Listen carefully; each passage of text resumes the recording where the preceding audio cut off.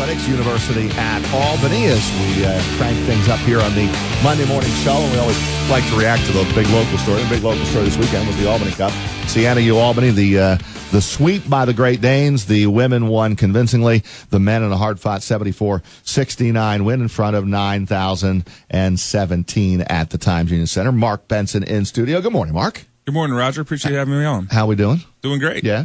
So I guess it's always nice to sweep, right? If you do want to win these games for bragging rights, for alumni, for athletic departments. So from that standpoint, you're probably happy with both outcomes.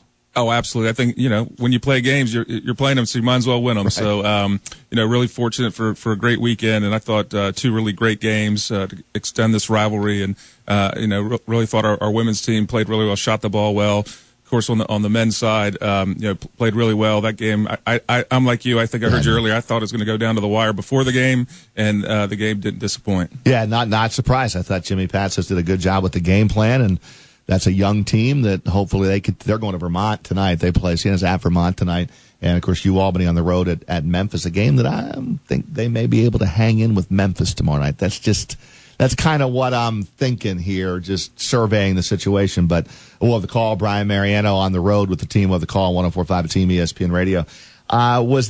It looked to that now this final year of the deal, that was a split, right, in terms of the tickets, because I had Michael Castellano, the president and CEO, sitting courtside right next to me. I'm in my normal spot for these games, and he's right there. He's not normally in those seats, so there were a different arrangement that didn't please all the Siena fans because they were looking for their seats, but they weren't honored for this game. So there were probably more UAlbany fans in the building than we've had in years past. Is that fair? Yeah, I'm still pretty new to the rivalry. I've only been here 3 years. It's my fourth Albany Cup game, and definitely was part of the last contract.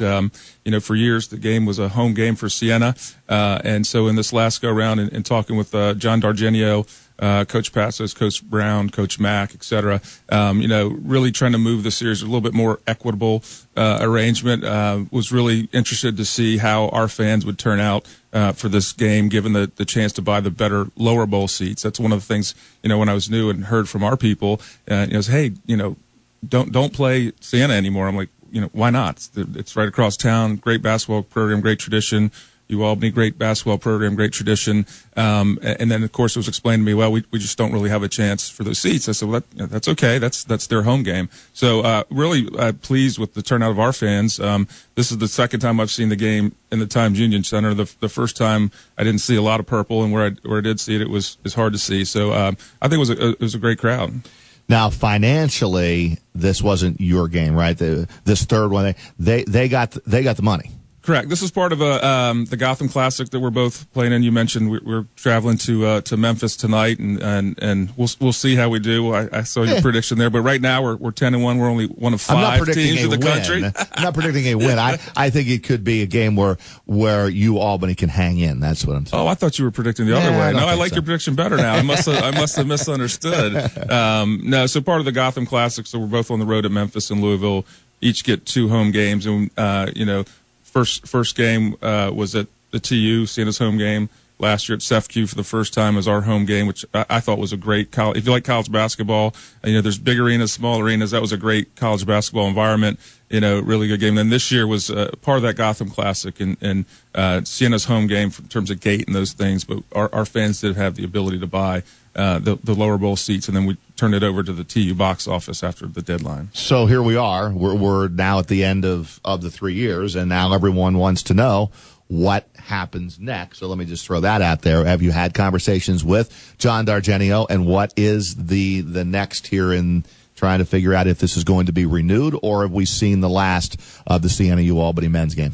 Yeah, have definitely met with John Dargenio before the game. Haven't had a chance to sit down and talk about when our next meeting would be. But, as with the last contract talks, really open-minded, I think, on both sides. I think you could see the result in this last contract. So, looking forward to continue those conversations. Right now the game's fresh in everyone's minds, and part of a good rivalry is great energy and great passion. And maybe don't always get along all for that game, but the rest of the year. So, in terms of fan bases. I think it's important to let the energies kind of subside. Let's all focus on our prospective seasons moving forward. Get through the holiday season. Get through the holidays, exchange holiday cards and presents if it's appropriate. And I'm sure we'll pick the conversations back up. So here's the issue as I look at it. I've had many reliable sources, one in particular, told me on Saturday night, we meaning Siena, we are not playing another game at CEFCU Arena. Not happening. Yeah. Just not happening. I think, and in fairness to Siena, here's the way they view it. They view it as, we've got a building that seats, whatever it seats, 15,000. And if you play it in the Times Union Center, you can accommodate the most fans because they can put, 9, 10, 11,000. At CEFCU, you cannot. How do you respond to that?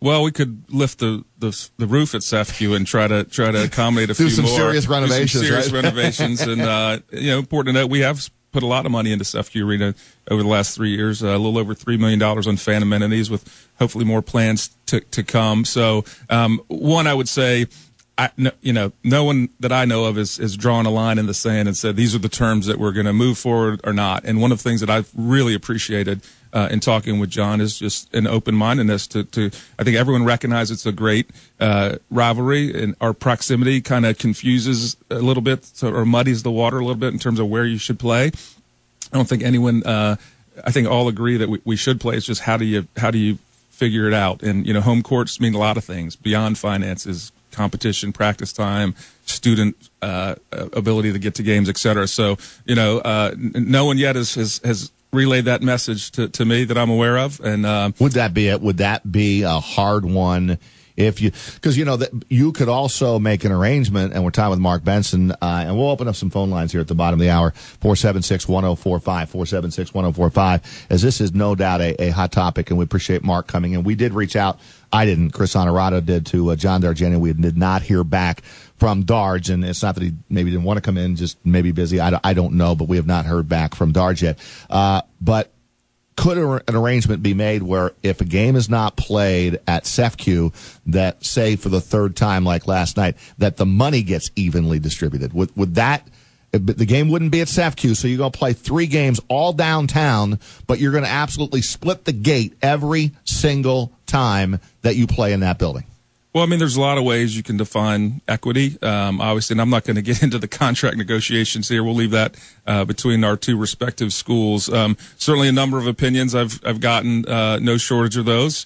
I think one of the most creative was the old school make it take it. Like when you're back on the the winner takes the home court next year. Or the email that I shared last week I thought it was really well done, saying whoever wins the game, then that team gets the home court for next year, and like you're kind of like the concept of winner take it, exactly, make it take it, and then they said if it's like a 3-game winning streak for one school, then the 4th year, all right, we'll go to that school and play. And I know that's not going to fly with compliance with NCAA for a host of reasons, but it'd be fun to look into the compliance issue. But I'm quite sure the NCAA would do that as gambling. So probably a great idea, but not sure it has legs. So no, I think the important thing is just to keep options on the table in terms of what is equitable, and really not putting the hard line. I think if there's a hard line put, that's always hard to overcome. But as to date, that hasn't been the case in the previous conversations, and certainly the initial ones have been, I think, very positive. All right, let's open up some phone lines here when we come back for those who want to talk about whether the game should be. The question is, if you're Siena and you're UAlbany, can you come to a new agreement? I know the fans would love to see this game played.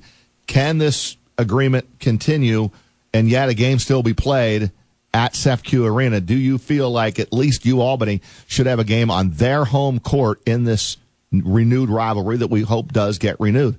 476-1045, 476-1045. Mark Benson in studio, the Director of Athletics from the University of Albany, on a Monday morning on Big Board Sports 1045 at Team ESPN Radio.